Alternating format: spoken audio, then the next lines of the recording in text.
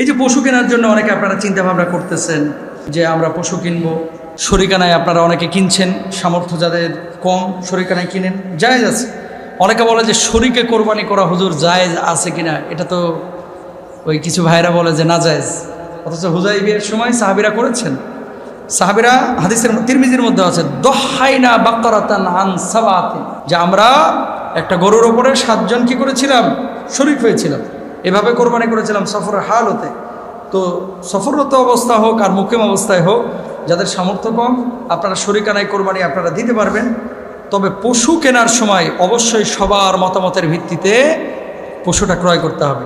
শরিকানায় যে সমস্ত সুবিধা এবং অসুবিধা দুটোই আছে, আমি আপনাদেরকে কয়েকটা সুবিধা এবং অসুবিধার কথা বলে দিই, এগুলো জানার জন্য, নাহলে কোরবানি অশুদ্ধ হয়ে যাওয়ার সম্ভাবনা আছে।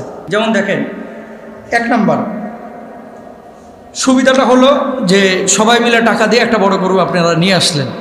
সুবিধাটা হলো কাজ শেয়ারিং করে করা যায়, কাজ মানে 7 জন মিলে আপনারা কাজ করতেছেন।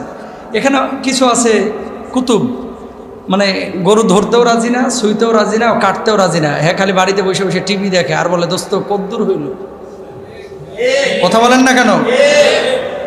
বাড়িতে বসে বসে টিভি দেখতেছে আর কতক্ষণ পর পর ফোন দিতেছে, আর কতক্ষণ, এরকম কিছু লোক আছে। যদি সবাই মাইনে নেয় যে আপনার কাজ করা লাগবে না, আমরাই করতেছি, কোনো সমস্যা নাই, কোরবানি হয়ে যাবে। মনের ভিতরে যদি 2-1টার খুতুর করে হেতে কাজ করে না, আমি কাজ করতেছি, কোরবানি কিন্তু ঝামেলা হয়ে যাবে। এই জন্য শরিকানায় যারা কোরবানি দিবেন, কাজ সবাই শেয়ার করার চেষ্টা করবেন। সবাই কুপাইতে পারবে না ভাই, কিন্তু বটিটা তো একটু ধারায় দিতে পারে, একটু আগায় তো দিতে পারে, ওখানে বসে তো একটু সময় দিতে পারে, কথা বলেন না কেন? না জমিদারের মতো বসে থাকে বাড়িতে, এগুলো করবেন না, কোরবানি অশুদ্ধ হয়ে যাওয়ার সম্ভাবনা আছে। আপনি পারেন না তো ছাগল দেন, আপনার কে বলছে ওখানে যাইতে? আপনি পারবেন না এগুলো, তো একটা ছাগল দেন না ভাই, সমস্যা কোথায়? বা আজকে কোরবানি দিতে হবে জরুরি না, তখন পরের দিন দেন না। ম্যাক্সিমামের সমস্যা হুজুর কষাই পায় না, এই জন্যই তো কষাই আপনি পাচ্ছেন না প্রথম দিন, 10 তারিখ পাচ্ছেন, 11 তারিখ তো পাচ্ছেন, আচ্ছা 11 তারিখও পাচ্ছেন না, 12 তারিখ তো অবশ্যই পাচ্ছেন, তা আপনি সেদিন করেন।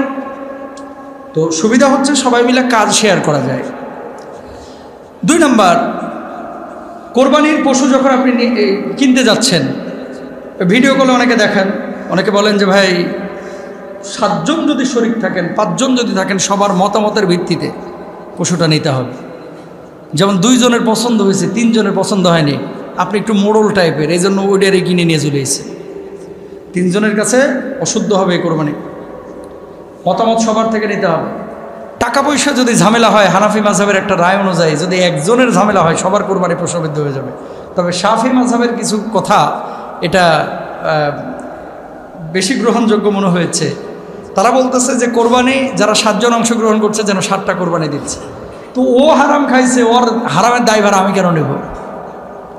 এটা আমি নেব না, কিন্তু পশু যেহেতু একটা, হানাফি মাযহাবের রায়, এই জন্য এখানে হারামের সংমিশ্রণ ঢুকে গেলে কোরবানি না হওয়ার সম্ভাবনা আছে। আচ্ছা, পশু যখন ক্রয় করে নিয়ে আসলেন, খাবার দাবার এই পশুটাকে কে দিবে? এখানে একটা ঝামেলা তৈরি হয়। দেখা যাচ্ছে একজন লোক, উনিও নন প্রফেশনাল, এই গরুটাকে টানতে যায় ঢোস মারে আর মানজা ব্যথা করে এলাইছে, পায়ের ওপরে পা তুলে দিচ্ছে। তো এই কাজগুলোতে কি হয়, ভুল বোঝাপড়া হয়। এই জন্য সব কিছু ভেঙে নেবেন যে আমরা মিলেমিশে কাজ করব। আর এই জন্যই আমরা বারবার বলি যে এইসব মনোমালিন্যতা হয়, বিধায় কোরবানি প্রশ্নবিদ্ধ হয়। তাই বলি যে একা আপনারা কোরবানি দেন, একটা ছোট ছাগল নিয়ে আসেন, ওটা তো কাটতে এত সমস্যা হয় না, গরু সেনা ঝামেলা হয়। তারপরে গোস্ত যখন মিক্সিং করতেছেন, ভুঁড়ি মিক্সিং করতেছেন, পা সমভাবে সব কিছু বন্টন করতে হবে। কারো দিকে ভালো, কারো দিকে খারাপ, এরকম কোনো কিছু হতে পারবে না।